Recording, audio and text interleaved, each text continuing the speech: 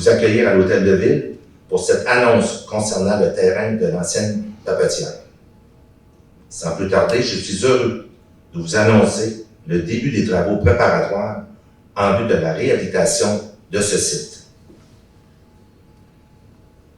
C'est la compagnie Fer et Métaux américain, AIM, représentée par sa filiale des services environnementaux, Delsen AIM Corporate, qui à leur tour ont mandaté l'entreprise Englobe Corp pour se charger des travaux de réhabilitation du terrain, correction du terrain contaminé. Les terrains de l'ancienne papeterie ont une importance historique, qui ont vu apparaître l'usine en 1912 et qui ont permis la fondation de notre ville en 1915. Vous savez, ce terrain possède un énorme potentiel de développement et nous sommes bien contents que Delsen AIM Incorporé, avec l'aide de ses partenaires, prenne ce projet en main et prépare la réhabilitation de ce site.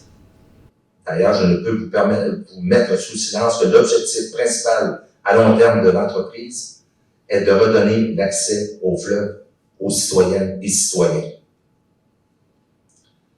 Cet objectif vient encore plus illustrer l'importance de l'arrimage et l'alignement à faire avec notre démarche de dynamisation du vieux Donnacona, ainsi que le plan 2.0 de mise en valeur du parc régional de l'embouchure de la rivière Jean-Cartier. Comme annoncé, je suis ici aujourd'hui pour vous présenter l'ensemble des travaux préparatoires qui sont prévus à faire sur le site dès cette année. Tout ça dans un objectif d'être en mesure de démarrer le projet de réhabilitation du projet dès le printemps de 2024.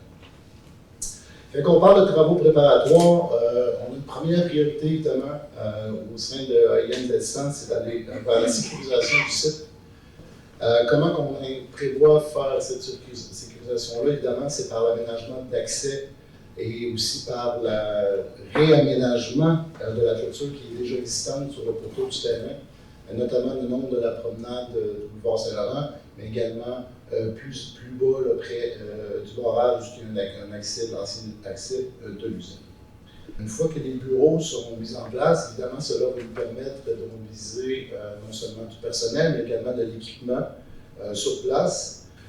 Également, ce qui est prévu de faire, on veut procéder des travaux d'émondage et de dévégétation.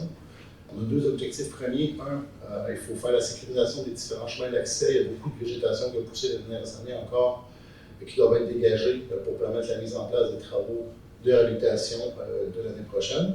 Mais on veut aussi dégager une partie de la promenade du boulevard Saint-Laurent. Il y a beaucoup d'arbres qui poussent, qui débordent de la propriété, qui sont rendus très hauts. On veut offrir un point de vue au niveau de la promenade pour les citoyens de la ville de Donnacona, non seulement pour cette année, mais aussi pour les travaux à venir, pour que les gens puissent être en mesure de voir les différentes activités, puis aussi d'avoir une belle prise de vie sur le fleuve durant les travaux de réhabilitation du site.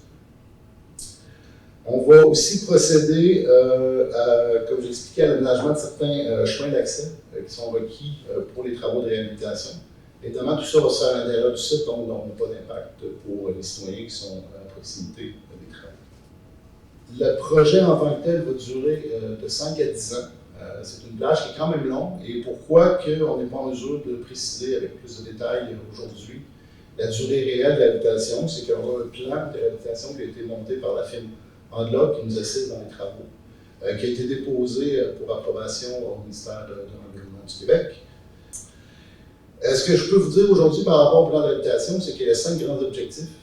Certains d'entre eux ont déjà été énoncés pendant, mais je vais me permettre de les répéter.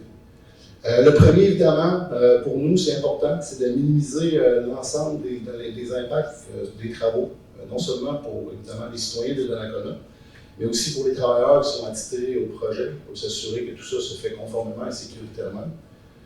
On a également un objectif important qui est en lien avec l'économie circulaire et le développement durable, c'est-à-dire qu'on veut optimiser la révalorisation des matériaux qui sont présents sur le site et les inclure dans la réhabilitation du terrain. Quand on parle de réhabilitation, évidemment, on a aussi un volet de réhabilitation des eaux souterraines. C'est un détail technique, mais on tient à le mentionner. Dans un troisième objectif, de limiter le nombre de camions qui vont entrer et sortir du site dans les semaines, années à venir. Tout ça, encore une fois, pour minimiser les impacts pour les citoyens qui sont à proximité des travaux. Il y aura également une série de mesures parce qu'on a un second objectif, on veut minimiser les impacts environnementaux des travaux. Et finalement, évidemment, notre dernier et cinquième objectif, qui est aligné avec les objectifs également de la ville de Nakoma, c'est de redonner une pleine valeur à la propriété pour s'assurer qu'il y ait un développement futur qui rencontre les attentes non seulement de la ville, mais également des citoyens de la ville de Nakoma. Je tiens à mentionner, en termes d'accès, c'est un sujet qui sera développé avec la ville dans les prochaines semaines et c'est peut-être une question que certains d'entre vous ou certains citoyens auront par rapport au site. On sait que plusieurs ont pris l'habitude d'aller sur le site pour prendre une marche, promener leurs chiens, se pêcher, aller visiter les berges. Évidemment, il y a des enjeux non seulement légaux de santé et sécurité, mais on a un objectif réel et défini de s'assurer d'être capable d'offrir quand même aux citoyens la possibilité d'aller sur une partie du site pour faire ces activités de pêcherie, de promenade. Évidemment, je n'ai pas les détails avec nous aujourd'hui, parce qu'il y a certains éléments qui restent à vérifier. On attend également des réponses du ministère par rapport à l'habitation sur les secteurs qu'on pourra utiliser pour cela. Mais c'est également un engagement qu'on prend aujourd'hui de coordonner tout ça avec les entités de la ville pour s'assurer que les citoyens puissent toujours avoir accès aux berges via la propriété d'Oriel. En fait, les travaux de cette année visent la mise en place de ces mesures-là. On va vraiment sécuriser le site, on va faire une dévégétation locale sécurisée. Après ça, on va faire, sans aller dans le détail, parce qu'on pourrait s'en parler toute l'après-midi, il faut faire un inventaire des arbres, il faut aller protéger les armatures, il faut voir aussi qu'est-ce qui peut être utilisé dans le développement futur, quelles parties ne seront pas touchées. Ensuite, l'ensemble des installations qui vont se faire cette année, ça va être dans l'objectif que quand les travaux débutent l'année prochaine, il n'y ait pas de nuisance, c'est-à-dire qu'il faut aller mettre une certaine forme de palissade, des clôtures, des systèmes d'arrosoir pour contrôler les poussières, des éléments comme ça. Évidemment, tout ça va évoluer dans le temps, c'est un projet qui est très long. Le site aussi va évoluer dans les années et les mesures vont s'adapter en fonction des travaux qui seront en cours durant les périodes ou les années futures qui vont venir par rapport à ce qui se passe toujours. On va commencer par se mobiliser sur place, faire un inventaire complet des risques associés aux accès. Ensuite, avec la ville, on va coordonner un accès, parce qu'il faut que ça soit sécuritaire et acceptable pour la ville, parce qu'il y a des règlements en place. Il faut aussi que ça soit d'une façon autant légale que de santé et sécurité, qu'on puisse donner accès à ces personnes-là d'une façon sécuritaire, et ça à l'année longue. Parce que pour l'instant, les gens ils font juste passer la clôture et les vont aux berges. Et on veut éviter ça, on veut que ça soit structuré, organisé. Mais on ne veut pas le faire d'une façon sauvage non plus. C'est pour ça qu'on y va de façon plus progressive. Clôture, installation, avis, affichage, coordination avec la ville. Et lorsque tout sera ça en place, les gens seront appelés à utiliser les accès qu'on aura produits.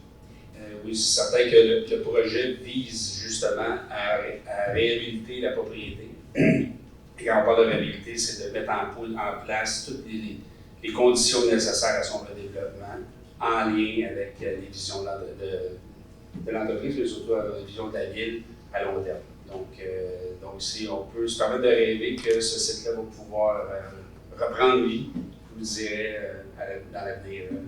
La première chose qu'on a discuté avec AIM, c'est que la ville restait propriétaire de la bande riveraine. Fleuve, Rivière-Jean-Cartier. En partant, c'était le point de décision si on allait de l'avant ou pas. Puis là-dessus, on s'est très bien entendu que la ville va rester propriétaire de la bande riveraine. Alors lorsqu'il va y avoir des développements dans quelques années, il n'y a pas personne qui va s'approprier la partie devant lui. Ça va rester toujours une bande riveraine qui est quand même assez large, M. Fillon. On espère dans les plans qu'on a identifiés conserver le plus grand possible. Évidemment, c'est tout un jeu de rentabilité pour un éventuel promoteur et tout. Là. Mais on aimerait bien garder une centaine de pieds tout le long du fleuve et de la rivière pour vraiment pouvoir se projeter à court et à long terme sur des aménagements qui pourraient évoluer aussi. Et c'est sûr que dans nos plans futurs, ça va du commercial résidentiel, il n'y aura pas d'industrie qui va s'installer là. Je dirais depuis 3 ans. Ça a bougé énormément. On a pris vraiment contact avec AIM. AIM a pris contact avec nous, puis ils nous ont fait part de qu'est-ce qu'ils voulaient faire dans les prochaines années. C'est sûr qu'au début, c'était très embryonnaire. On avait beaucoup de questions de nous aussi de notre côté, puis on s'est posé la question pourquoi avoir attendu aussi longtemps. Oui. Ben, en fait, on est propriétaire du site depuis la fermeture malheureuse de l'usine. Dès qu'on a procédé au démantèlement, on a pris propriété du site et des usines en question. Ensuite, évidemment, il y a une période de latence où on s'est questionné à l'interne sur quelle sera l'utilisation future du site. Ça va être un développement industriel et c'était quoi aussi les objectifs de la ville. Comme le maire l'a mentionné, depuis quelques années, on est en discussion et on a réussi au printemps de l'année dernière, là, avec l'ajout d'enveloppe, de réunir l'ensemble des conditions gagnantes et des conditions qui vont nous permettre d'avoir un plein potentiel du redéveloppement de ce terrain-là. Parce qu'évidemment, il y a un investissement monétaire intéressant et quand même substantiel à faire pour réhabiliter le site. Et on devait s'assurer avec l'ensemble des parties prenantes que tout le monde allait travailler main dans la main pour que le projet soit un succès et qu'on ne fasse pas non plus cavalier seul puis qu'on redonne finalement un terrain que la ville qui n'est pas dans les intérêts de la ville et des citoyens. Fait que pour nous, c'est très, très important que la finalité du projet, il y ait un retour pour la communauté ici. Bien évidemment, tout projet de réhabilitation des contaminations, Martin peut en témoigner, il y a des surprises parce qu'il y a beaucoup d'hypothèses et de plans qui sont mis en place en fonction des études qui sont faites. Mais on a l'expertise et on a les bons partenaires avec nous pour pallier à ces éléments-là. Puis à partir du moment que tout le monde est convaincu de ce qu'on fait, on est prêt à tout. Bien, premièrement, c'est un milieu puis c'est un espace de vie, okay, avec un accès intéressant sur le fleuve. C'est l'axe principal qu'on se donne en termes de redéveloppement. Évidemment, il y a beaucoup d'éléments et de contraintes qui sont externes à nos décisions. Là, il faut que les gens en soient aussi conscients. Il y a des décisions qui vont venir aussi des réglementations du ministère de l'Environnement. C'est ce qui va donner une orientation complète au projet. Mais ultimement, ce qu'on peut vous dire aujourd'hui, c'est qu'aujourd'hui, on a un site industriel qui est quand même contaminé à un certain niveau, dépendamment des secteurs, où on retrouve plusieurs débris, déchets. C'est sûr qu'à la finalité du projet, ça va être un site propre, prêt à être redéveloppé, qui va avoir un plein accès au fleuve. Et après ça, l'idée va venir des développeurs, du public et de la volonté de la ville de qu'est-ce qu'on veut faire avec le site par la suite. Mais c'est un site unique. Oui. C'est où que la rivière Jacques-Cartier rejoint le fleuve. Et il n'y en a pas d'autres dans le coin. Puis je peux vous dire que ça va être des espaces qui vont être très recherchés, je dirais. Mais c'est un potentiel incroyable. M. le maire le disait tout à l'heure, la fondation de la ville est arrivée là. Donc, un des premiers mots que M. le maire a prononcé quand on a eu des rencontres plus sérieuses avec les gens d'AIM et d'Englobe, c'est de dire, là, il ne faut pas oublier que l'accès aux citoyens, c'est la priorité numéro 1. La stratégie derrière notre plan de réhabilitation, c'est de recycler ou de revaloriser 100% des matériaux qui vont être traités sur le site. OK? On sait que ça n'arrivera pas à 100%. Là. Il va y en avoir qui vont devoir être disposés hors site ou de recycler hors site, comme des matériaux ou des métaux. Mais l'objectif derrière ça, c'est de réutiliser au maximum les matériaux sur le terrain. Donc, comme base d'infrastructure ou comme base de terre pour laisser les terres. Mais vous savez que si on doit excaver et sortir tous les sols, on doit en remettre. Donc, c'est impensable et c'est ça notre objectif, c'est de maximiser la revalorisation. Donc, les traitements d'eau et les traitements de sol seraient appliqués sur le terrain pour garder au maximum toute l'infrastructure. Les eaux, naturellement, après, seraient disposées dans le milieu, mais ils seraient traités. OK, parfait. Fait que si tu me permets de compléter, évidemment, il y a toute la gestion environnementale de ces débris-là qui est le gros mandat là, de la réhabilitation du site. Mais les gens qui sont sur le site le savent aussi, il y a encore beaucoup de vestiges, de fondations, de vieilles éléments de béton. Ça va être probablement des premiers éléments qui vont être retirés du site. Parce que, comme Martin l'expliquait, une partie de ces matériaux-là pourront être utilisés sur place, d'autres devront être disposés. Fait que dans le fond, il va y avoir une réorganisation un peu du site pour mettre en place ensuite les activités de traitement là, des matériaux et des sols qui devront se faire sur site. Trop tôt pour le dire pour l'instant. C'est sûr que s'il y a une possibilité de le faire, on va le faire. Tout va dépendre, encore une fois, c'est plate, on joue la même cassette, là, en fonction de la réponse qu'on va obtenir. C'est là qu'on va être capable d'établir les limites de ce qu'on peut faire et ce qu'on ne peut pas faire. S'il y a des éléments qui sont existants, qui ont une valeur historique intéressante, soit pour la ville ou pour des projets futurs, qui ne sont pas impactés par la réhabilitation, absolument, on est ouvert à 100%, puis on va faire ce qu'on peut pour les conserver.